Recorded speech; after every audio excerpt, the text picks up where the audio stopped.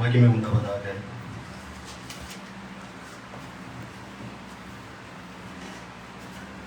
ஒவ்வொரு மாதமும் உங்களோடு கூட இருந்து கர்த்தருடைய ஊழியத்தை செய்வது நான் பாக்கியமாக கருதுகிறேன். அல்லேலூயா, அல்லேலூயா. நம்ம ஆண்டவர் ரொம்ப நல்லவர். எத்தனை பேர் விசுவாசிக்கிறீங்க? அல்லேலூயா. அவரை நம்பினவங்க யாருமே வெட்கப்பட்டதா சரித்திரமே கிடையாது. அல்லேலூயா, அல்லேலூயா. அவர் சிறியவர்களுக்காக அதிகாரம் உள்ளவர்களையே அகற்றி விடுவார். அல்லேலூயா. நாம் வேண்டும் என்பதற்காக நமக்காக யாவையும் செய்கிற ஆண்டவர் அவர். அல்லேலூயா. நல்ல வலது கரத்தை ஊத்து அல்லேலூயா சொல்லுவோமா? நல்ல இடது கரத்தை உயர்த்தி அல்லேலூயா சொல்லுவோமா? நல்ல ரெண்டு கரங்களை உயர்த்தி அல்லேலூயா சொல்லுவோமா? நல்ல இந்த கால வேளை நல்ல கரங்களை தட்டி ஓ தேவாதி தேவனை நாம் மகிமைப்படுத்துவோம். இந்த வேளையிலும் ஒரு முக்கியமான காரியத்திற்காக நம் வேதத்தை வாசித்து தியானித்து ஜெபிக்க விரும்புகிறேன். ஆதியாகமம் அதனுடைய 3வது அதிகாரம் 9வது வசனத்தை நாம் எடுத்து வாசிப்போம். ஆதியாகமம் அதன் 3வது அதிகாரம் 9வது வசனத்தை நாம் எடுத்து வாசிப்போம். அப்பொழுது தேவனாகிய கர்த்தர் ஆதாமை கூப்பிட்டு நீ எங்கே இருக்கிறாய் என்றார். அல்லேலூயா. வலது கரத்தை ஊத்தி அல்லேலூயா சொல்லுவோமா? சர்வ வல்லமையுள்ள தேவன் ஆதாமை கூப்பிட்டு கேட்கிறார், ஆதாமே நீ எங்கே இருக்கிறாய்? அல்லேலூயா. ஆதாம் தேவனால் சிருஷ்டிக்கப்பட்ட ஒரு மனுஷன்.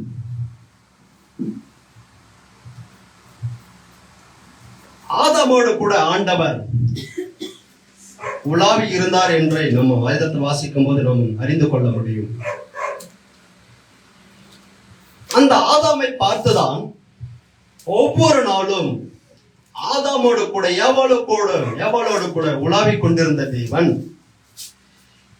அந்நாட்களில் வந்து ஆதாமை நோக்கி, ஆதாமே உன்னை பார்க்க முடியவில்லையே, நீ எங்கே இருக்கிறாய் என்று ஆண்டவர் ஆதாமை நோக்கி கேட்கிறார். ஆதாம் என்ற இடத்தில் நம்முடைய பெயரை பெற்றுக் கொண்டோம் என்றால், இப்ப ஆண்டவர் என்னை பார்த்து ஒரு கேள்வி கேட்பார் என்றால், ஐசக் நீ எங்கே இருக்கிறாய் என்று ஒரு கேள்வி ஆண்டவர் என்னிடத்தில் கேட்பார் என்றால் நான் சொல்லுகிற பதில் என்ன? அதுபோலதான் ஒவ்வொருடைய பெயர் வைத்துக் கொண்டு ஒருவேளை உங்களுடைய பெயரை சொல்லி நீங்கள் இப்பொழுது எங்கே இருக்கிறீர்கள், ஆதாமே நீ எங்கே இருக்கிறாய், எப்படி இருக்கிறாய் இந்த கேள்வி கேட்கிறார். அதற்கு அந்த ஆதாம் பதிலுக்கு சொல்ற பதில் என்ன தெரியுமா? அது 3:10 வாசிங்க அடுத்த வசனத்தை. அதற்கு அவன் நான் தேவனுடைய சத்தத்தை தோட்டத்திலே கேட்டு நான் நிர்வாணமாய் இருப்பதால் பயந்து ஒளிந்து கொண்டேன் என்றான். இதுல நாம் அறிந்து கொள்ள வேண்டிய காரியம் என்னவென்றால், ஆண்டவர் சொன்ன அந்த கேட்ட கேள்விக்கு சொல்லுகிற பதில் நான் நிர்வாணியா இருக்கிறேன் என்று. நிர்வாணி என்றால் தோற்கடிக்கப்பட்டவன் என்று அர்த்தம். தேவனோடு கூட தேவனுடைய ஐக்கியத்தில் இருந்த அந்த ஆதாம் இப்ப தேவ ஐக்கியத்தில் இல்லை. அவன் தேவன் சந்ததியை விட்டு விலகி நிற்கிறான். ஆண்டவர் அந்த ஆதாமை குறித்து ஒரு திட்டத்தை வைத்திருப்பார். ஆதாமை கொண்டுதான் இந்த உலகத்துல தன்னுடைய திட்டத்தை நிறைவேற்ற வேண்டும் என்று ஆண்டவர் விரும்பினார். ஆனால் அவர் திட்டம் இந்த நாட்கள் எப்படியாக இருக்கிறது? எதிர்மறையாக இருக்கிறது. ஆதாமுக்கென்று தான், மனிதர்களுக்கென்று தான் அந்த பூமியை ஆண்டவர் சிருஷ்டித்தார். ஆனால் இப்போது அந்த தேவ ஐக்கியம் இல்லாத நிலையில அவர்கள் விலகி நிற்கிறார்கள். இதுதான் நம்முடைய வாழ்க்கையில நடந்து கொண்டிருக்கிறது. ஒவ்வொருடைய கிறிஸ்துவர் வாழ்க்கையிலும் தேவனோடு கூட ஐக்கியம் கொள்ளாதபடி உலகத்தை சார்ந்தவர்களாய், உலகத்தின் ஆசை இச்சைகளுக்கு ஓடுகிறவர்களாய் தேவனை விட்டு விலகி நிற்கிறார்கள். ஆதாம் ஏதேன் தோட்டத்தில் இருந்த பொழுது ஆண்டவர் நிறைவான ஒரு ஆசீர்வாதத்தை கொடுத்திருந்தார். அல்லேலூயா. அங்க குறைவு என்பதே இல்லை. அதற்காக தான் ஆண்டவர் முதலில் அவனுக்கு தேவையானவைகள் எல்லாவற்றையும் தேவன் சிருஷ்டித்து விட்டார். அவன் குறைவு இருக்கு, இது குறைவாய் இருக்கிறதே, இந்த சாப்பிடுவதற்கு இது குறைவாய் இருக்கிறதே, நான் விரும்புகிற காரியத்தில் இந்த தோட்டத்தில் குறைவாய் இருக்கிறதே என்று அவன் சொல்லாதபடி அதற்கு முன்பாகவே அவன் எதிர்பார்ப்பது எல்லாவற்றையும் ஆண்டவர் எல்லாம் பூர்த்தி செய்து விட்டார். அல்லேலூயா. ஏதேன் தோட்டத்தின் அந்த நிறைவு இந்த நாட்கள் நாம் பெற்றுக்கொள்ளக்கூடாது இருக்கிறோம். அநேக காரியத்தில் நம்ம குறைவுள்ளவர்களாக இருக்கிறோம். அநேக காரியத்தில் நம்ம எல்லாவற்றும் குறைவுள்ளவர்களாக தான் இருக்கிறோம். எந்த காரியத்தை எடுத்தாலும் குறைவு குறைவு என்று நாம் தேடிக்கொண்டு இருக்கிறோம். ஏதோ ஒரு பிரச்சனை நம்மை தேடிக்கொண்டே இருக்கிறது. இது இருந்தால் நல்லா இருக்கும், இது இருந்தால் நல்லா இருக்கும் என்று ஒவ்வொரு நாளும் நம்ம என்ன பண்ணி இருக்கிறோம், அந்த குறைவை நம்முடைய வாழ்க்கையில இருக்கிறது. ஆனால் ஆண்டவர் இந்த பூமியை சிருஷ்டித்த போது, அதை ஆணும் பெண்ணுமாக அந்த மனிதனை சிருஷ்டித்த போது அவர்களுக்குரிய ஆசீர்வாதம் ஏதேன் தோட்டம். அல்லேலூயா, அல்லேலூயா.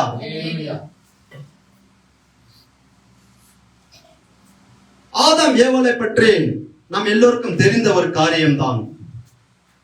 ஆனாலும் ஆண்டவர் ஆதாம் ஏவாளை உருவாக்கின போது அவர்களை எதற்காக உருவாக்கினார் என்று, அவர்களை கொண்டு ஆண்டவர் செய்ய திட்டம் என்ன என்பதை நம்ம வாசிக்கும் போது நம்ம அறிந்து கொள்ள முடியும்.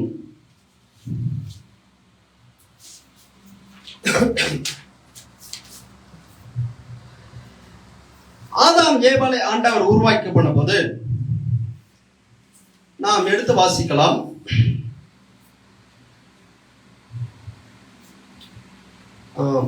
ஆதியாகமம் 2ஆம் அதிகாரம் அதனுடைய 16-17 வசனத்தை நாம் எடுத்து வாசிக்கலாம்.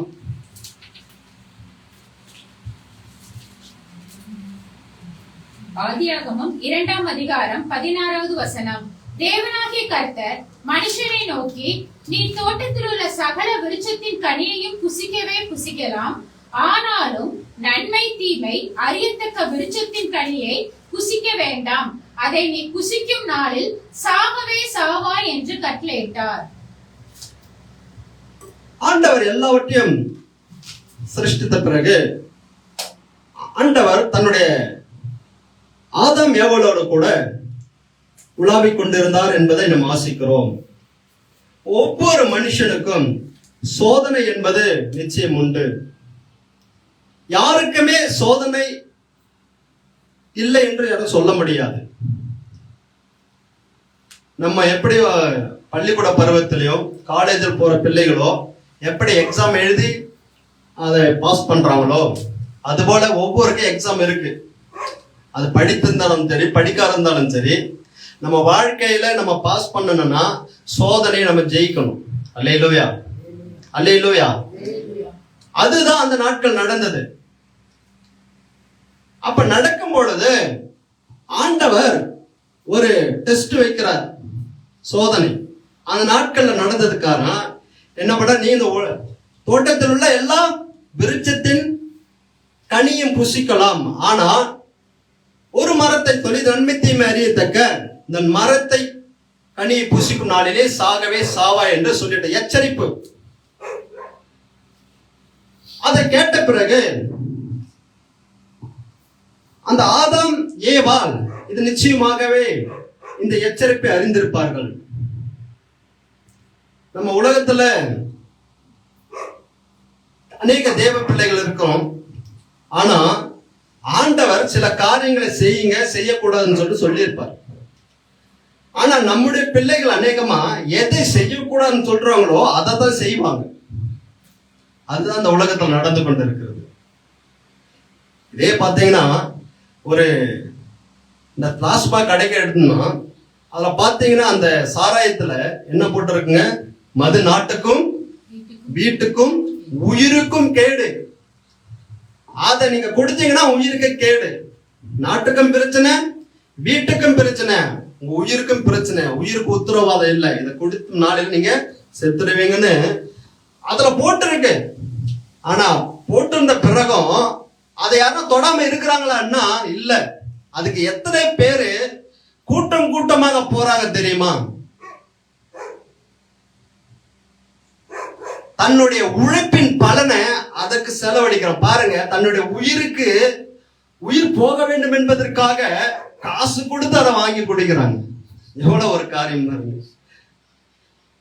அது போட்டு உயிருக்கு கேடு, இது உயிருக்கு ஆபத்துன்னு போட்டிருக்கு. ஆனாலும் என்ன பண்ண முடியல அவங்களால? அந்த உயிருக்கு கேட தன்னுடைய காசு கொடுத்த உழைப்புக்கான பலனை என்ன பண்றாங்க? மறிக்க வேண்டும் என்பதற்காக அதை கொடுத்து வாங்கி குடிக்கிறாங்க. இது தெரியல மக்களுக்கு. எவ்வளவு ஒரு கேடான ஒரு காரியம் பாருங்க. ஒரு உலகத்தினுடைய சட்ட திட்டங்களையே மனுஷனால கை கொள்ள முடியல. அல்லேலூயா. அப்போ நம்முடைய வாழ்க்கையில எல்லாருக்கும் ஒரு சோதனை உண்டு. இயேசு கிறிஸ்துவுக்கு சோதனை வந்தது. இயேசு கிறிஸ்துவ சாத்தான் சோதித்தான். அதில் ஆண்டவர் எப்படியாக வெற்றி பெற்றார் என்பதை நாம் அறிந்திருக்கிறோம். அல்லேலூயா. தன்னுடைய வார்த்தையினாலே அவனை விரட்டி அடித்தார். அதுதான் ஜெயம் நமக்கு. அல்லேலூயா. வார்த்தையை கொண்டுதான் நம்ம ஜெயிக்க முடியும்.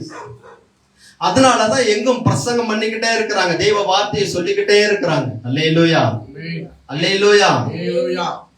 இந்த நாட்கள்ல அப்போ அந்த ஆதாம் ஏவாளுக்கு ஆண்டவர் எச்சரிப்பு கொடுத்து விட்டார். இதை நீங்கள் புசிக்கும் நாளிலே என்ன பண்ணுவீங்க? சாகவே சாவா என்று சொல்லிட்டாங்க.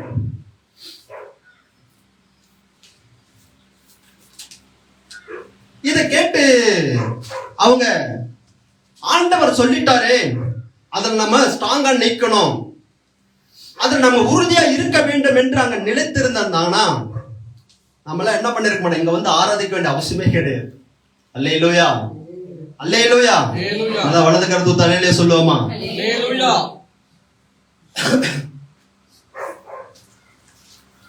ஆனா சரியான நேரத்துல சாத்தான் எப்படி அந்த ஏவாளை ஏமாத்தினான் என்பதை நாம் அறிந்திருக்கிறோம்.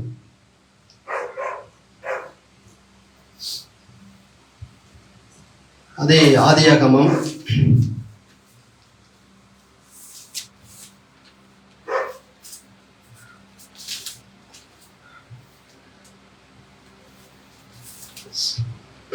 3:1-5 பாருங்க.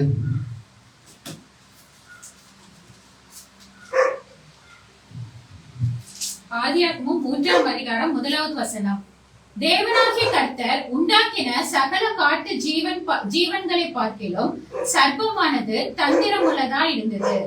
அது ஸ்திரீயை நோக்கி, நீங்கள் தோட்டத்தில் உள்ள சகல விருட்சங்களின் கனியையும் புசிக்க வேண்டாம் என்று தேவன் சொன்னது உண்டோ என்றது.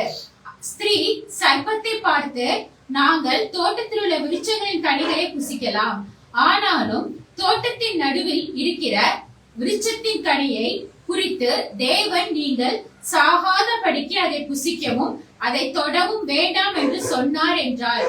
அப்பொழுது சர்ப்பம் ஸ்திரீயை நோக்கி, நீங்கள் சாகவே சாவதில்லை, நீங்கள் இதை புசிக்கும் நாளிலே உங்கள் கண்கள் திறக்கப்படும் என்றும் நீங்கள் நன்மை தீமை அறிந்து தேவர்களை போல் இருப்பீர்கள் என்றும் தேவன் அறிவார் என்றது.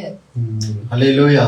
இப்ப ஆண்டவர் சொன்ன காரியம் என்னன்னா, இந்த தோட்டத்தில் உள்ள அனைத்து விருட்சத்தின் கனியும் புசிக்கலாம், அனைத்து விருட்சத்தின் கனியும். ஆனா ஒரு மரத்தின் கனியும் மட்டும் புசிக்கூடன்னு சொன்னாரு.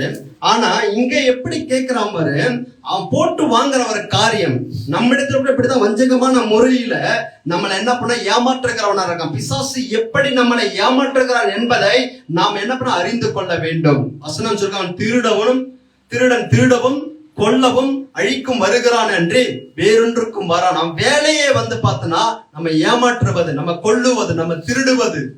இப்படிப்பட்ட காரியத்தை செய்கிறவனா இருக்கிறான். ஆனா இவன் கேட்கிற கேள்வி என்னன்னா, ஸ்திரீயை நோக்கி நீங்கள் தோட்டத்தில் உள்ள சகல விருட்சங்கள் கனியை புசிக்க வேண்டாம் என்று தேவன் சொன்னது உண்டோ? அவன் கேள்வி கேட்கிறான். ஆண்டவர் எல்லா மரத்தின் கனியும் புசிக்க வேணாம்னு சொன்னாரா அவங்க கிட்ட அப்படின்னு சொன்ன உடனே அந்த ஸ்திரீ சொல்ல, இல்ல இல்ல, இந்த நன்மை தீமை அறியத்தக்க கனியை புசிக்க கூடாது, அந்த மட்டும் அது அவங்க சொல்றாங்க. அவன் எப்படி சொல்றான், எப்படி வஞ்சகமான முறையில வரான் பாருங்க. எல்லா மரத்தின் கனியும் புசிக்கலாமோ அப்படி ஆண்டவர் சொன்னாரோ என்ன? இல்ல, ஒரு மரத்தின் கனியை மாத்தம் புசிக்க கூடாதுன்னு சொன்னதுண்டு, அந்த நாட்களை சாகவே சாவா என்று சொன்னாரு. அப்ப அவ அடுத்தது சொல்றான், நீங்க சாகவே சாவதில்லை, நீங்க சாகவே சாவதில்லை. அப்படின்னா என்ன அர்த்தம்? தேவன் சொன்னதை தேவனை பொய்யினா மாற்றுகிறது. அநேக காரியத்துல நம்மள நீங்க பிழைப்புக்கு என்ன பண்ணுவீங்க? சபைக்கு நீங்க போய்கொண்டே இருந்தா உங்க பிழைப்புக்கு என்ன பண்ணுவீங்க? நீங்க வேலைக்கு போனா தானே சாப்பாடு, நீங்க இதை செய்தா தானே சாப்பாடு. அப்படித்தான் அநேகர் சொல்லி கொண்டு இருக்கிறாங்க. இருக்கிற ஒரு வாழ்க்கைய நம்ம ஜாலியா அனுபவிக்கிறத விட்டு எதுக்குடா பைபிள், எதுக்குடா ஜபம், எதுக்குடா முழங்கால் படிட்டு கொண்டு இருக்கிறீங்க, எதுக்குடா சர்ச்சுக்கு போறீங்க, அப்புறம் ஒரு கடவுள் தான் அப்படின்ற மாதிரி தான் அவங்க சொல்லி இருக்கிறாங்க. அல்லேலூயா. அப்புறம் ஒரு கடவுள் அல்ல, அவர் ஒருவர் தான் கடவுள். அல்லேலூயா, அல்லேலூயா. அநேகர் தேவனுடைய வல்லமை குறைத்து மதிப்பிடுகிறாங்க. தேவனால எதுவும் செய்ய முடியாது, நம்ம என்ன பண்ணணும், நம்ம உழைச்சா தான் நமக்கு பலன், நம்ம உழைச்சா தான் நமக்கு இன்னைக்கு சாப்பிட முடியும். அப்ப தேவனுடைய வல்லமை எப்படி பண்றாங்க? குறைத்து மதிப்பிடுகிறார்கள். அப்ப தேவனுடைய வல்லமை குறைத்து மதிப்பிருந்தா ஆண்டவர் என்ன பண்ண, அவங்களால அவரால் கிரியை செய்ய முடியல. அல்லேலூயா. அவர் எப்படிப்பட்டவருங்க? வானத்தையும் பூமியும் உண்டாக்கின தேவன். அல்லேலூயா. சர்வ வல்லமையுள்ள தேவன் மாத்திரமல்ல, அவர் சர்வ வல்லமையுள்ள தேவனா. அல்லேலூயா. வசனம் சொல்லுகிறார், அவரால் செய்ய முடியாத அதிசயமான காரியங்கள் ஒன்றுமே இல்லை. அல்லேலூயா. ஒரு தன்னுடைய ஊழியத்துக்கு, ஆண்டவருடைய அடுத்த ஊழியத்திற்காக சென்ட்ரல் கவர்மெண்ட் வேலையே உதறி தள்ளிவிட்டு வர ஊழியக்காரங்க எத்தனை பேர் இருக்கிறாங்க? அல்லேலூயா.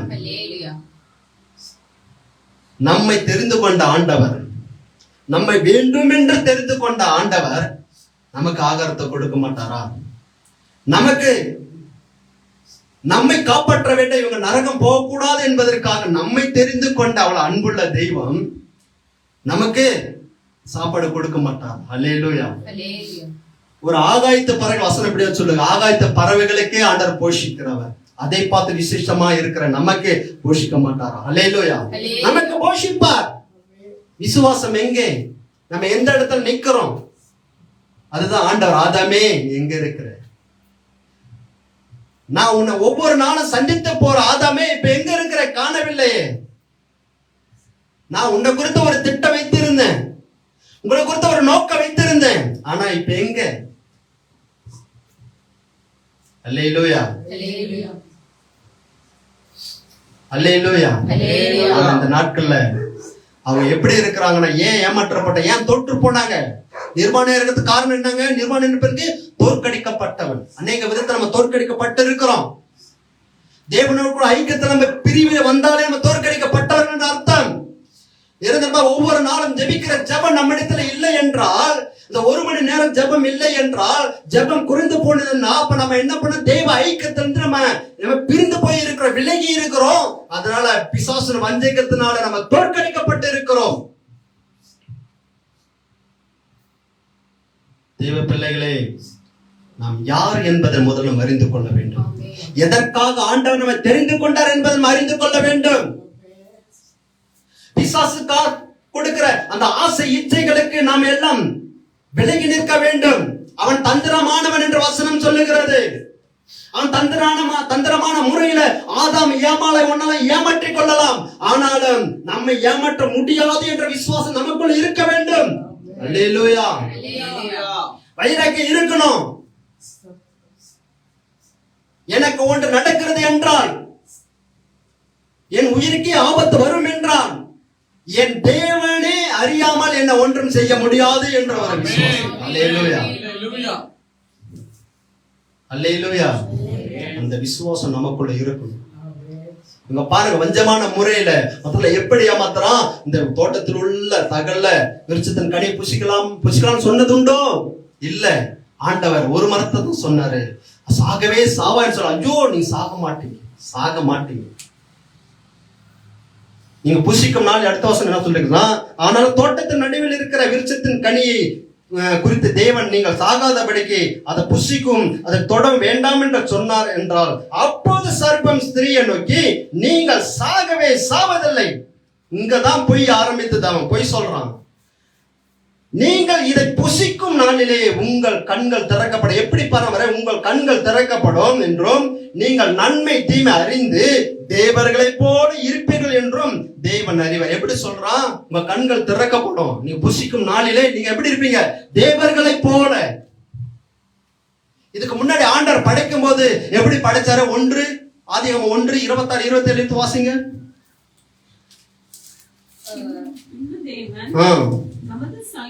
நமது சாயலாகவும் நமது ரூபத்தின்படியும் மனுஷனை உண்டாக்குவோமாக. அவர்கள் சமுத்திரத்தின் மச்சங்களையும் ஆகாயத்து பறவைகளையும் மிருக ஜீவன்களையும் பூமி அனைத்தையும் பூமி மேல் ஊரும் சகல பிராணிகளையும் ஆளக்கடவர்கள் என்றார். தேவன் தம்முடைய சாயலாக மனுஷனை சிருஷ்டித்தார், அவனை தேவ சாயலாகவே சிருஷ்டித்தார், ஆணும் பெண்ணுமாக அவர்களை சிருஷ்டித்தார். அல்லேலூயா. கரங்களை தலையில சொல்லுவோமா? இப்ப எப்படி தன்னுடைய சாயலாகத்தான் மனிதனை சிருஷ்டித்தார். தன்னுடைய ரூபம் என்பது அவருடைய உருவத்தை குறிக்கிறது. சாயல் என்பது அவருடைய குணநலன்களை குறிக்கிறது. அப்படின்னா தன்னுடைய சாயலாக சிருஷ்டித்தார்னா தேவர்களை போலதான் சிருஷ்டித்தார். அல்லேலூயா. இத இதுக்கு ஏற்கனவே ஆண்டவர் சிருஷ்டித்தவைகளை எப்படி மாத்த? நீங்க தேவர்களை போல இருப்ப. புதுசா சொல்ற மாதிரி சொல்றான் பிசாசு. நீங்க தேவர்களை போல இருப்பீங்க. இவங்க ஞானமுள்ளவர்கள் ஆண்டவராக உருவாடிக்கின்ற இவர்களுக்கு இந்த தெளிவு அவன் ஏமாத்துறான்னு தெரிஞ்சிருந்தா இவங்க என்ன சொல்லி இருக்கணும்? எப்படி சொல்லி இருக்கணும்? நான் ஏற்கனவே அப்படிதான் இருக்கிறோம். அல்லேலூயா. நாங்க ஏற்கனவே அப்படிதான் இருக்கிறோம். எங்களோட பரிசுத்தம் இருக்குது. அப்ப அவங்களுக்கு பாவம் இல்லை. அவங்களுக்கு எப்படி நீதி இருக்கிறது, அவங்களோட ஆண்டோட இறக்கம் இருக்கிறது, அன்பு இருக்கிறது, அவங்களுடைய தேவ சாயல் அவர்களுக்கு இருக்கிறது. ஏன்னா அந்த தேவனுடைய குணநலன்கள் தான் அவர்களுக்குள்ள இருக்கிறது. அவர்களுக்கு கவலை இல்லை, அவர்களுக்கு எந்த ஒரு கண்ணீரும் இல்லை, எதை பத்திய சிந்தனை கிடையாது, பாவத்தை குறித்து ஒரு எண்ணம் கிடையாது, எதை பத்தி அவங்க இல்லை. ஒரு நிறைவான ஒரு ஆசீர்வாதமான ஒரு வாழ்க்கை அவங்களுக்குள்ள இருந்துச்சு. அல்லேலூயா. அதுதான் ஆண்டவர் நமக்கு கொடுக்கிறாரு. அல்லேலூயா. நிறைவான ஒரு ஆசீர்வாதம். பிரச்சனை வந்தாலும் அதுல சந்தோஷப்படுகிற ஒரே சந்ததி யாருன்னா கிறிஸ்துவ சந்ததி தான். அல்லேலூயா. பிரச்சனை வந்துகிட்டே இருக்கும். ஆனா பிரச்சனை வந்தாலும் அந்த பிரச்சனை மத்தியில ஒரு சந்தோஷப்படுவோம் பாருங்க. யாருங்க அது? நம்ம தாங்க. அல்லேலூயா. ஆண்டவர் பார்த்துக் கொள்வார். அவளை கண்ணீர் மகன அந்த பிள்ளைகளை வாட்டும் போது கூட அவங்க ஒரு வார்த்தை சொல்லுவாங்க, ஐயா சோத்திரம் சொல்லுவாங்க. ஒரே வார்த்தை. அல்லேலூயா. ஏன்னா ஆண்டவர் எப்படி மாத்திடுவார்னு தெரியும் உங்களுக்கு. இப்ப எப்படி சொல்றாம நீங்க தேவர்களை போல இருப்பீங்க. எப்படி பொய்யான ஒரு இதை கொண்டு வராம பாருங்க, மாயஜாலத்தை. அப்படிதான் உங்களையும் எங்களையும் என்னையும் அப்படியாகத்தான் அவன் தன்னுடைய தந்திரத்தினால வீழ்த்தும்படியாக, எப்படியாவது இவங்க தேவ ஐக்கியத்தை பிரிக்க வேண்டும் என்பதற்காக, இவர்கள் எப்படியாவது தேவனுடைய சபைக்கு செல்லக்கூடாது பிரிக்க வேண்டும் என்பதற்காக, இவர்கள் ஜெபிக்க விடக்கூடாது என்பதற்காக பிரிக்க வேண்டும் என்பதற்காக இந்த ஆசை இச்சைகளை உலகத்தை காட்டி, உலகத்தில் உள்ள எல்லா ஆசை இச்சைகளை காட்டி இதுதான் சந்தோஷம் என்று சொல்லி அவர்களை பிரிக்க முற்படுவான்.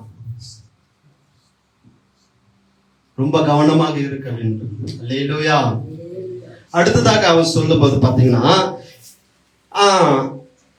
6ஆம் வசனம், அப்போது ஸ்திரீயானவள் அந்த வார்த்தை கேட்ட உடனேயும் நம்ம நன்மை தீமை அறிந்து கொள்ளுவோமா, நம்ம தேவர்களை போல இருப்போமா, அவங்களுக்குள்ள ஒரு சந்தோஷம். அப்படின்னா நம்ம இதை பார்க்கலாம். உடனே அந்த வஞ்சகம் அந்த சத்தத்தை கேட்ட உடனேயும் இவங்க தேவன் சொன்ன சத்தத்தையே என்ன பண்ணிட்டாங்க? மறந்துட்டாங்க. அநேக விதத்துல நம்ம ஏமாற்றப்பட்ட போது என்ன காரணம் தெரியுமா? இதுதான். அநேக விதத்துல நம்ம துன்பப்படுகிறோமான்னா அதுக்கு காரணம் என்ன தெரியுமா? இதுதான் காரணம். பிசாசுடைய சத்தத்துக்கு நாம் கேட்டு கீழ்ப்படிந்து போவது, ஆண்டவரை விலகி இருப்பது, ஆண்டவரை என்ன பண்றது, தூரப்படுத்துவது. அப்புறம் அந்த ஸ்திரீ சொல்றாங்க, அப்புறம் அந்த ஸ்திரீ பாத்தீங்க அவங்களோட நடவடிக்கை, அப்போது ஸ்திரீயானவள் அந்த விருட்சம் புசிப்புக்கு நல்லதும் பார்வைக்கு இன்பமும் புத்தியை தெளிவிக்கிறதுக்கும் இச்சிக்கப்படத்தக்க விருட்சமா இருக்கிறது என்று கண்டு அதன் கனியை பறித்து புசித்து தன் புருஷனுக்கு கொடுத்தால் அவனும் புசித்தான். இதுல என்னன்னா முக்கியமா, இந்த ஸ்திரீ வசனம் எப்படியாக சொல்லுகிறது, ஒரு மத்தேயு அதனுடைய 7ஆம் அதிகாரம் 17 to 20 வாசிங்க. அதுல என்னன்னா, இந்த ஸ்திரீ எதை பார்க்கறாங்கன்னா விருட்சத்தை பார்க்கறா, மரத்தை. படிங்க 17 to 20. மத்தேயு 7ஆம் அதிகாரம் 17வது வசனம். அப்படியே நல்ல மரம் எல்லாம் நல்ல கனிகளை கொடுக்கும், கெட்ட மரமோ கெட்ட கனிகளை கொடுக்கும். நல்ல மரம் கெட்ட கனிகளை கொடுக்க மாட்டாது, கெட்ட மரம் நல்ல கனிகளை கொடுக்க மாட்டாது. நல்ல கனி கூடாத மரம் எல்லாம் வெட்டுண்டு அக்கினியில் போடப்படும். ஆதலால் அவர்களுடைய கனிகளினாலே அவர்களை அறிவீர்கள். அல்லேலூயா. எப்படி நம்ம யாரை எப்படி அறியணும் சொல்லப்பட்டது, கனிகளினால தான் அவங்களை அறியணுமா. அல்லேலூயா. இவங்க எதை பாக்குறாங்க, இந்த ஸ்திரீ விருட்சத்தை பார்த்து தான் முடிவு எடுக்கிறாங்க. யாருங்க, ஆதாம் ஏவாள். அவள் எதை பார்த்து அந்த பாருங்க பாத்தீங்கன்னா, அப்பொழுது அந்த ஸ்திரீ அந்த விருட்சம் புசிப்புக்கு நல்ல விருட்சம், அந்த மரத்தை பார்த்து சொல்ற புசிப்புக்கு நல்லதும் பார்வைக்கு இன்பமும் புத்தியை தெளிவிக்கிறதும் இச்சிக்கப்படத்தக்க விருட்சமா இருக்கிறது என்று கண்டு, ஃபர்ஸ்ட் விருட்சத்தை கண்டு அதன் கனியை அப்பதான் பறிக்கிறாங்க. அந்த கனியை பறித்து புசித்து தன் புருஷனுக்கும் கொடுத்து அவனும் புசித்தான். இப்ப வசனம் என்ன சொல்லுது, கனியை வைத்துதான் இது நல்ல மரமா கெட்ட மரம்னு அப்பதான் நம்ம டிசைட் பண்ணணும். அல்லேலூயா. அநேக ஊழியக்காரர் நல்லா பிரசங்கம் பண்றாங்க, நல்லா பாட்டு பாடுறாரு அப்படின்னு சொல்லிட்டு அவங்க என்ன பண்ணிட்டாங்க, அநேக ஊழியக்காரங்க பாடல் பாடுறத வச்சுட்டு பிரசங்கம் பண்ணதை வச்சுட்டு எடை போட்டுறாங்க. அவர்கிட்ட போய் அநேக ஜெபம் பண்ணிக்கிட்டு இருக்கிறாங்க.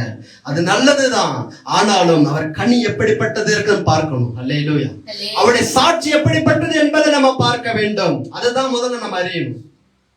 அநேக ஏமாந்த போறது என்ன தெரியுமா காரணம், என்ன காரணம், அநேகர் பார்த்தா போட்டுக்கிற ட்ரெஸ் பார்க்கறது, அவங்க அழகை பார்க்கறது, அவங்க படிப்பை பார்க்கறது, அவங்க பதவியை பார்க்கறது, அப்படியே பார்த்து தான் அநேகர் என்ன பண்ண விழுந்து போறாங்க.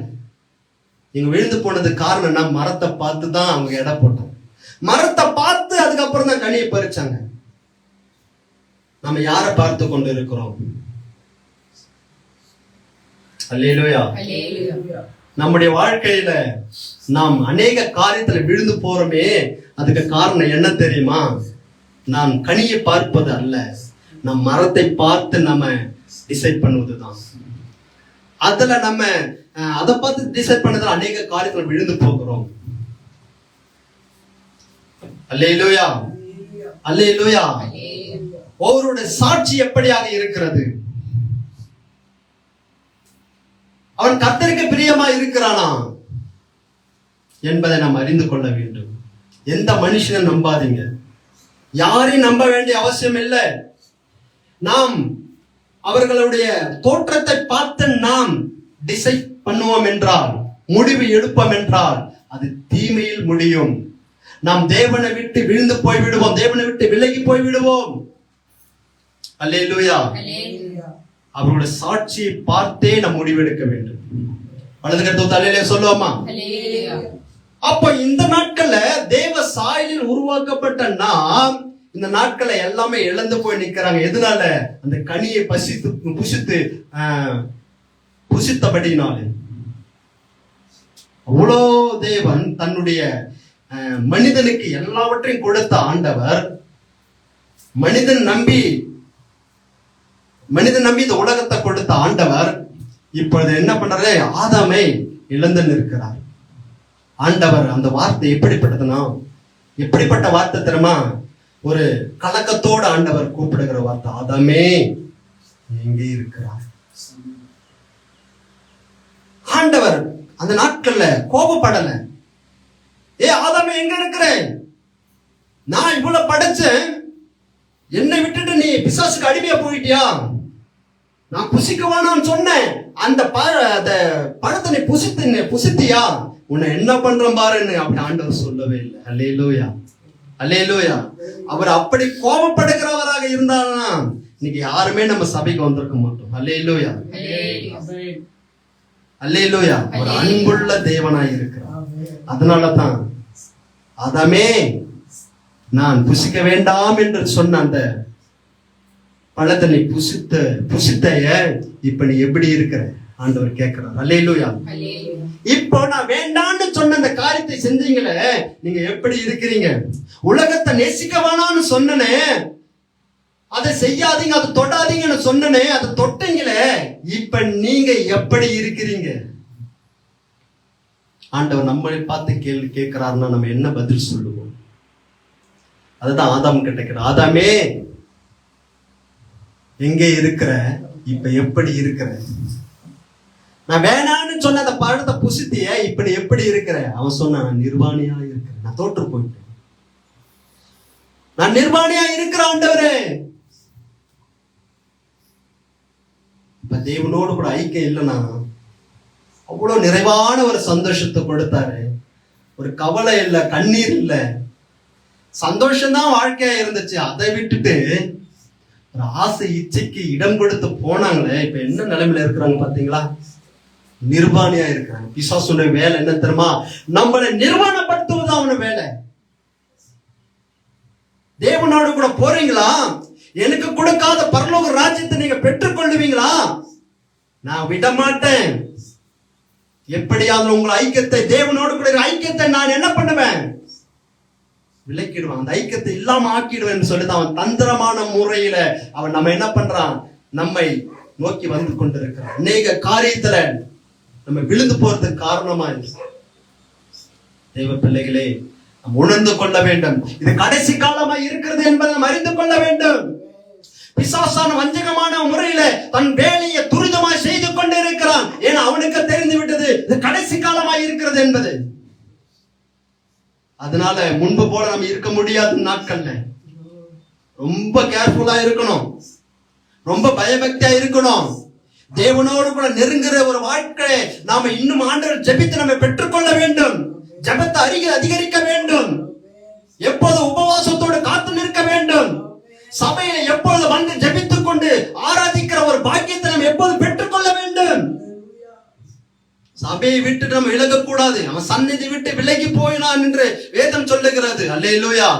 சபை உங்களுக்காக ஏற்படுத்தப்பட்டிருக்கிறது. உங்களை ஆயத்தப்படுத்தபடியாக, உங்களை பரலோகத்துக்கு கொண்டு சேர்க்க வேண்டும் என்பதற்காகத்தான் சபை ஏற்படுத்தப்பட்டிருக்கிறது. இந்த பகுதியில் ஏற்படுத்தப்பட்டிருக்கு. அதற்காக அந்த ஊழியக்காரர் உங்களுக்காக அனுப்பி வைத்திருக்கிறார். அல்லேலூயா. நம்ம கடைசி காலமா இருக்கிறது. நம்ம ஏனோ தானோ இருக்க வேண்டிய அவசியமே இல்லை. பிசாசனோட வேலை என்ன தெரியுமா? இந்த மனிதனுக்கு எனக்கு கொடுக்காத இந்த உலகத்தை மனிதனுக்கு கொடுத்திருக்கிறாரு. அதனால அந்த மனிதனை வீழ்த்தி, தேவனை விட்டு பிரித்து, அந்த மனிதனை வீழ்த்தி மனிதனுக்கும் தேவனுக்கும் என்ன பகை உண்டாக்க வேண்டும் என்று சொல்லி இப்படி அவன் தந்திரமான முறையில மனிதனை வீழ்ச்சியடை செய்தான். அவன் திட்டம் அது பிசாசுடைய திட்டம்.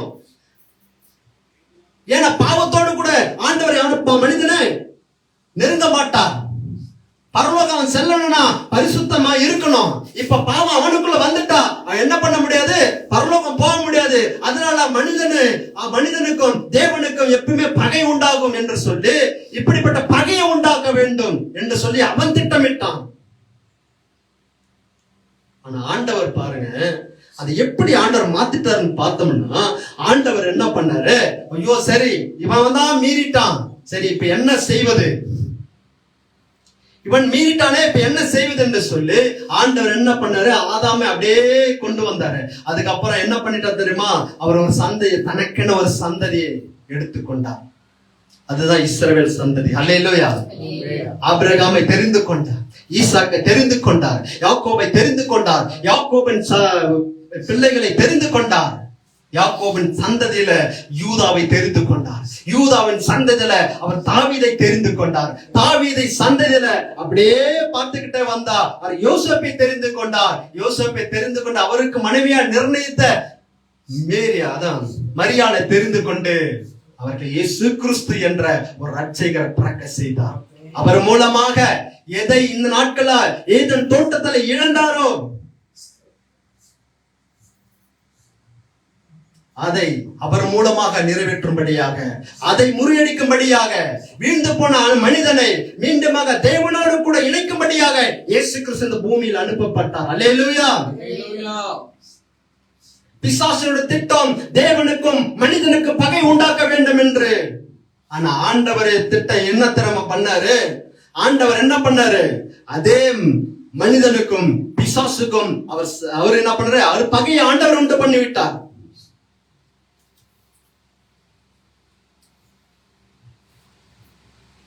வசனம் சொல்லுகிறது, சங்கீதம் 8ஆம் அதிகாரம் அதோட 5ஆம் வசனத்தை எடுத்து வாசிப்போம்.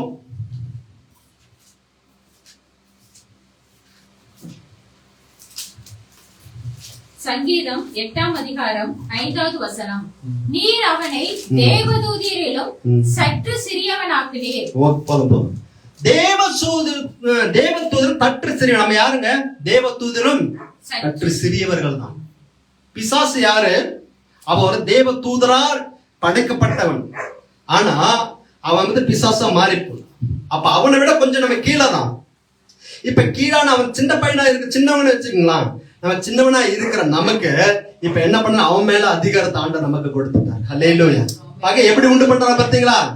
அதுதான் ஆண்டவர் சர்ப்பங்களும் தேள்களும் மிதிக்கவும் சத்துருவின் சகலவித வல்லமைகளும் உங்களுக்கு அதிகாரம் கொடுத்தேன், அவைகள் ஒன்றுமே சேதப்படுத்த முடியாது. அல்லேலூயா. சேதப்படுத்த முடியாது. நமக்கு அதிகாரத்தை கொடுத்திருக்கிறார். நம்ம சின்ன பசங்க, சின்னவங்க தான். பிசாசு மேல அதிகாரம் யாருக்கு உண்டுங்க? உங்களுக்கு, எனக்கு தான் உண்டு. அதுதான் என் நாமத்தினாலே நீங்க பிசாசுகளை துரத்துவீர்கள் என்று சொல்லப்பட்டிருக்கிறது. அல்லேலூயா. இயேசுவின் நாமத்துல ஒரு சின்ன குழந்தை கூட இயேசுவின் நாமத்துல போ பிசாசுன்னு சொல்லுங்க, ஓடி போவதுக்கு காரணம் என்ன தெரியுமா? ஆண்டவர் இது பகையை உண்டு பண்ணது காரணம். அல்லேலூயா. என்னக்கா நீங்க பகையை உண்டு பண்ணுகிற? அதே மனிதரை கொண்டு உண்டு பகையை உண்டு பண்ணுகிற என்று சொல்லி ஆண்டவர் இந்த அதிகாரத்தை ஆண்டவர் நமக்கு கொடுத்திருக்கிறார். அல்லேலூயா. அல்லேலூயா.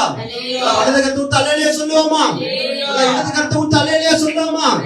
ரெண்டு கரங்களை ஊத்து அல்லேலூயா சொல்லுவோமா? வேலை காலை வேலை நல்லா கரங்களை தட்டி, ஓ தேவாதி தேவனை, நம் மத்தியில வந்திருக்க ராஜாதி ராஜனை கரங்களை தட்டி அவர் நாமத்தை உயர்த்துவோம். அல்லேலூயா.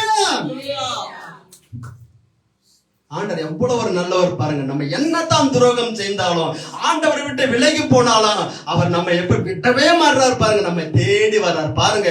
அந்த ஆதாம் தேவனை விட்டு விலகி நிற்கிறான், ஒளிந்து நிற்கிறான். ஆனா ஒளிந்து நின்றாலும் ஆண்டவருக்கு தெரியாதான்னா தெரியும். பாவம் இருந்து அநேக சொல்றாங்க, அநேக பாவம் இருந்துட்டு போ, இந்த பாவம் இருக்கிறதுல என்ன பிரயோஜனம்? ஒண்ணும் இல்லை, இது இருந்துட்டு போவோம் அப்படின்ற மாதிரி தன்னை பாவத்தை மறைத்துக் கொள்கிறார்கள். தேவனுக்கு மறைக்க முடியாது. தேவனுக்கு முன்பாக என்ன முடியாது. அதே சங்கீதம் 139:7-8 வாசிக்கும் போது இப்படியாக சொல்லப்பட்டிருக்கிறது, அவருக்கு மறைவானது ஒன்றுமே இல்லை. சங்கீதம் 139:7-8. சங்கீதம் 139:7 வசனம். உம்முடைய ஆவிக்கு மறைவாக எங்கே போவேன்? எங்கே போக முடியும்? உம்முடைய சமூகத்தை விட்டு எங்கே ஓடுவேன்? எங்கே ஓடுவேன்? நான் வானத்திற்கு ஏறினாலும் நீர் அங்கே இருக்கிறீர். நான் பாதாளத்தில் படுக்கை போட்டாலும் நீர் அங்கேயும் இருக்கிறீர். ஆமென். அல்லேலூயா. எங்க போனாலும் நம்மள பார்க்க முடியும். அவருக்கு வெட்ட வெளிச்சதெல்லாம். என்னத்தான் மறைவான பாவத்தை செஞ்சாலும் நம்ம அப்பா அம்மாவை ஏமாத்தலாம், நம்ம நண்பர்களை ஏமாத்தலாம், ஒருவேளை நம்ம பிள்ளைகளை கூட ஏமாத்தலாம். அவரை ஏமாற்றவே முடியாது. அல்லேலூயா. அல்லேலூயா. அப்ப ஆண்டவரை ஏமாத்தவே முடியாது. என்னதான் செஞ்சாலும் ஆண்டவருக்கு தெரிந்து விடும். அப்ப இந்த ஆதாம் என்ன பண்ண, நான் நிர்வாணியா இருக்கிற ஆண்டவரேன்னு சொன்ன உடனே ஆண்டவர் தேடி வர, ஆதாமே நீ நிர்வாணின்னு உனக்கு யார் சொன்னது? நிர்வாணி தான், நான் இப்பொழுது இப்படியாக இருக்கிறேன். ஆண்டவர் என்ன தரம் பண்ணாரு? அவர் நிர்வாணியா இருக்கிறாங்கன்றதுக்காக அந்த நிர்வாணத்தை மூடும்படியாக அவர் தோளுடைய கொடுத்து மூடினார். அல்லேலூயா. எவ்வளவு ஒரு அன்புள்ள தெய்வம் பாருங்க. ஆண்டவர் தேடி வந்தார். ஆண்டவரை வேண்டாம்னு விலைக்கு போனவங்களை ஆண்டவர் தேடி வந்து அவங்க நிர்வாணத்தை மூடுறாரு பாருங்க. அவன் அன்புக்கு இணை எதுவுமே இல்லைங்க. அல்லேலூயா. நம்ம எவ்வளவு பாவம் செஞ்சது, நம்ம தூரம் போனாலும் நம்ம தேடி வராரு பாருங்க. இந்த உலகத்துல யாருங்க வர முடியும்? பெத்த அம்மா கூட சின்ன ஏதோ ஒரு வார்த்தை தவறு பேசிட்டா அவங்க பேச மாட்டாங்க. இந்த உலகத்துல ஒரு தாய் அப்படி இருக்கிறாங்க. ஒரு தகப்பன் கூட ஏதோ ஒரு விதத்துல பிள்ளை மீறி நடந்துட்டான்னா அவங்க என்ன பண்றாங்க? இந்த தகப்பன் பேசுவதை சாகுற வரைக்கும் நான் பேச மாட்டேன்னு சொல்லிட்டு என்ன பண்றாங்க? ஒரு முடிவு எடுத்துறாங்க. அப்படிப்பட்ட உலகத்துல ஆனா தேவன் தன்னை மனிதனை அவ்வளவு பொருட்டா நின்னி மண்ணினால உருவாக்கி ஜீவ சுவாசத்தை கொடுத்து அவ்வளவு பிரயாசப்பட்ட ஆண்டவரை தள்ளி விட்டு போன அந்த ஆதாமே அவர் என்ன பண்ணல? வெறுக்கல. தேடி வந்து ஆதாமே சரி வா, உன்னை பிசாசு நிர்வாணம் ஆனாலும் சரி, உன்னை வீழ்த்து விட்டாலும் சரி, பாவம் தான் உன் வாழ்க்கையே இருந்தாலும் சரி, நான் அதெல்லாம் என்ன பண்றேன்? அதெல்லாம் பொருட்டா நினைக்கலவா? உன் நிர்மாணத்தை அவன் நிர்மாணப்படுத்த அவன் வேலை, அந்த நிர்மாணத்தை மூடுவது ஏன் வேலை? அல்லேலூயா. ஆண்டவருடைய வேலை. என் பிள்ளைகள் தவறா செஞ்சுட்டாங்க, போட்டோம், நீ நரகம் தான் வாழ்க்கை அப்படின்னு விட்டுற மாட்டாரு. என் பிள்ளைகள் மீண்டும் மனம் திரும்பணும். அல்லேலூயா. என் பிள்ளைகள் மீண்டும் மனம் திரும்பணும். அதுதான் ஆண்டவர் நம்மிடத்துல விரும்புகிறார். பேதுரு அந்த நாட்களை இயேசு கிறிஸ்துவை 3 தரம் மறுதலித்தார். அந்த இயேசுவை நான் அறியேன், நான் அவனை தெரியாது என்று சொல்லி 3 முறை மறுதலித்த அந்த பேதுருவை ஆண்டவர் தேடி செல்கிறார். தேடி சென்ற பேதுருவே, எவ்வளவு அன்பு பாருங்க. மறுதலிச்சிட்டியா, அவ்வளவுதான் போன விடல. தேடி சென்று அந்த பேதுருக்கு என்ன பண்றாரு? பேதுரு கிட்ட மீண்டுமாக தன்னை வெளிப்படுத்துகிறார். பேதுருக்கு தன் சபையை கொடுக்கிறார். பேதுருக்கு தன் வல்லமையை கொடுக்கிறார். அந்த அன்புக்கு, அந்த அன்பான தெய்வத்தை நாம் எந்த இடத்துல வைத்திருக்கிறோம்? அல்லேலூயா, அல்லேலூயா. அன்புள்ள தெய்வங்க அவரு. அவர் உங்களை நேசிக்கிறார். அல்லேலூயா. உங்களை நேசிக்கிறார். அந்த அன்புள்ள தெய்வம் இங்கு இருக்கிறார். எத்தனை பேர் விசுவாசிக்கிறீங்க? இந்த இடத்துல இருக்கிறார். உங்களோட பேசிக்கிறார்னா உங்களை நேசிக்கிறார் என்று அர்த்தம். அல்லேலூயா. உங்களை விட்டு அவருக்கு மனதில்ல. எப்படியாவது இவர்களை கொண்டு நான் செய்ய வேண்டியதை செய்ய வேண்டும். மகனே மகளே, உன்னை கொண்டு நான் செய்ய வேண்டியதை நிச்சயம் செய்வேன். அல்லேலூயா. அதுக்கு ஆண்டவர் அது ஆயத்தமாக இருக்கிறார். அல்லேலூயா. நம்ம என்ன பாவம் செய்தாலும் சரி, நான் இந்த பாவத்தை செஞ்ச மன்னிக்க மாட்டேன்னு ஆண்டவர் சொல்லல. மன்னிக்க தயப்பெருத்தவராய் இருக்கிறார். அல்லேலூயா, அல்லேலூயா. எத்தனை பேர் விசுவாசிக்கிறீங்க? அந்த நாட்கள்ல தாவீது தான் பாவம் செய்திருந்தான். உரியவன் மனைவியை தனக்கு எடுத்துக்கொண்டான்.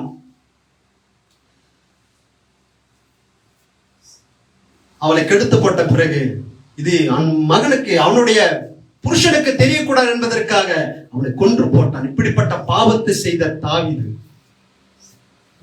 ஆனால் தேடி சென்றான். நாத்தானை சொல்லி அனுப்புறாரு, இப்படி போய் சொல்லுன்னு சொல்லிட்டு. அப்ப சொல்றாரு, ஒரு ஐஸ்வர்யவான் இருந்தான், ஒரு ஏழை ஒருத்தன் இருந்தான். அந்த ஐஸ்வர்யனுக்கு ஆடு மாடுகள் அநேகம் உண்டு, ஏழைக்கு ஒரே ஒரு ஆட்டுக்குட்டி உண்டு. அதை தன் பிள்ளைகளை போல வளர்த்தாங்க.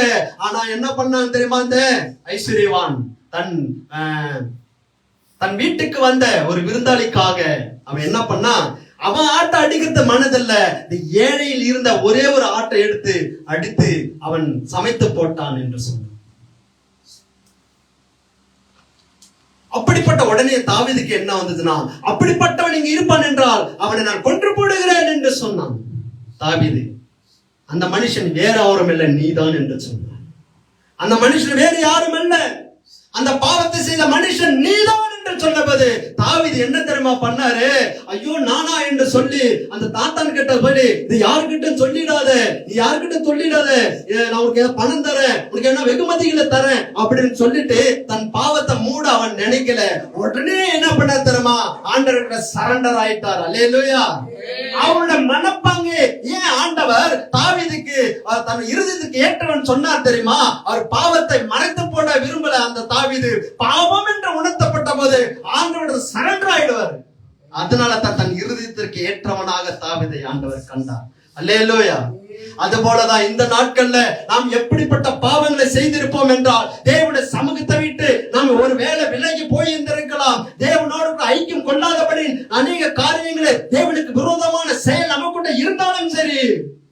ஆனா இந்த நாட்கள்ல ஆண்டவர் நம்மை பார்த்து கேட்கிறார், ஆதாமே நீ எங்கே இருக்கிறாய் என்று சொல்லி. ஒருவேளை பிசாசனால் நாம் வீழ்த்தப்பட்ட நிலையில் இருக்கிறார், தோல்வியற்ற நிலையில் இருக்கிறார், தேவனை விட்டு நம்மை பிரித்து போயிருக்கலாம். ஆனா நம்மளை பார்த்து கேட்கிற, ஆதாமே நீ எங்கே இருக்கிறாய் என்று சொல்லி.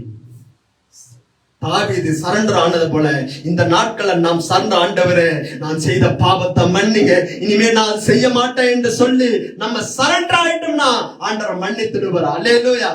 மன்னிப்பதற்காகத்தான் ஆண்டவர் வந்திருக்கிறார். நீதிமொழிகள் 28 அது 13ஆம் அதிகாரம் எப்படியாக சொல்லுகிறது? பாவத்தை மறைக்கிறவன் வாழ்வடைய மாட்டான், அவற்றை அறிக்கை செய்து விட்டுடுகிறவனே இரக்கம் பெறுவான். அல்லேலூயா. அல்லேலூயா. எத்தனை பேர் விசுவாசிக்கிறீங்க?